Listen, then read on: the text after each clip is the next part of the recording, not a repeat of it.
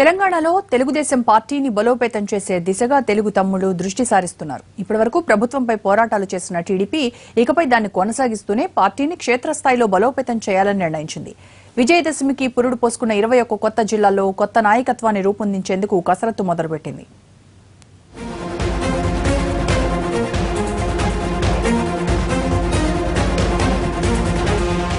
తెలంగాణలో ప్రజల సమస్యలపై పోరాడుతూనే పార్టీని బలోపేతం చేసే పనిలో పడింది టీడీపీ. పెరిగిన జిల్లాలకు అనుగుణంగా నాయకత్వాన్ని పెంపొందించుకునేందుకు ప్రణాళిక రచిస్తోంది. కొత్తగా ఏర్పడిన 21 జిల్లాలకు నాయకత్వాన్ని నియమించేందుకు సిద్ధమైంది.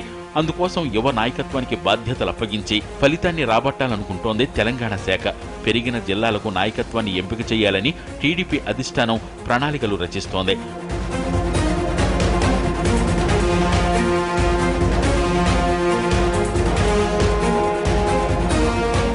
ఇదే అంశంపై తెలంగాణ ముఖ్య నేతలు సమావేశమై సమాలోచనలు జరిపారు. జిల్లాల వారీగా నేతలతో సమావేశమై చురుకైన నాయకత్వం కోసం అన్వేషణ మొదలెట్టారు. పార్టీ కోసం మొదటి నుంచి శ్రమిస్తూ పార్టీకి సేవ చేస్తున్న యువతకు అవకాశం కల్పించాలని భావిస్తున్నారు. ఇప్పటికే పార్టీలో యాక్టివ్గా పనిచేస్తున్న వారిని గుర్తించి పదవులు కట్టబెట్టాలనే ఆలోచనలో ఉన్నారు టీడీపీ నేతలు. మరి ఈ సమావేశాలు 31 జిల్లాల్లో కూడా కమిటీలు ఉండాల్సిన అవసరం ఉంది. ఆ కమిటీలను ఏర్పాటు చేసుకోవడానికి జిల్లా స్థాయిలో సమావేశాలు పెట్టాలని చెప్పి ఇందుకు ఇదివరకున్న జిల్లా అధ్యక్షులు అట్లే ప్రతి జిల్లాకు ఇన్ఛార్జీలుగా మాకు 10 జిల్లాలకు ఇన్ఛార్జీలు ఉంది. మరోవైపు ప్రజా సమస్యలపై పోరాటాలను టీటీడీపీ స్పీడప్ చేస్తోంది. ఇటీవల ప్రకటించిన కొత్త జిల్లాలతో ఏర్పడుతున్న చిక్కులపై గళమెత్తాలని భావిస్తోంది. అందుకు తగ్గట్టుగానే 31 జిల్లాల వల్ల జోనల్ వ్యవస్థకు కలుగుతున్న విఘాతంపై కూడా ఉద్యమించాలనుకుంటోంది.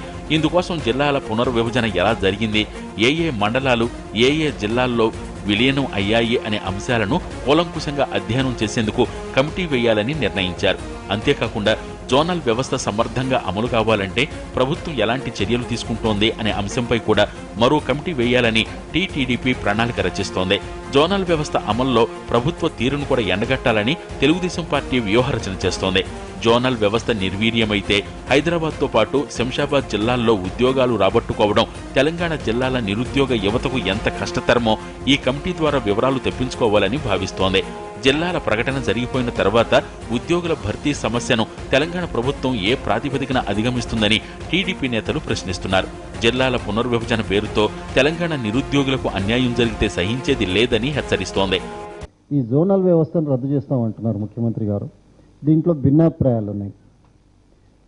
ఈ జోనల్ వ్యవస్థను రద్దు చేయటం వల్ల పర్యవసానాలు ఎట్లుంటాయి, దీనివల్ల మంచి ఫలితాలు ఉంటాయా, నిరుద్యోగ యువకుల మీద పడబోయే ఎఫెక్ట్ ఏంటి, మారుమూల ప్రాంతాల నుండి ఉండే వాళ్ళు ఈ అర్బన్ ఏరియాస్లో ఉండే వాళ్ళతో పోటీ పడగలరా, లెవెల్ ప్లేయింగ్ ఫీల్డ్ ఉంటుందా, వీటన్నిటిని అధ్యయనం చేయాల్సిన అవసరం ఉంది.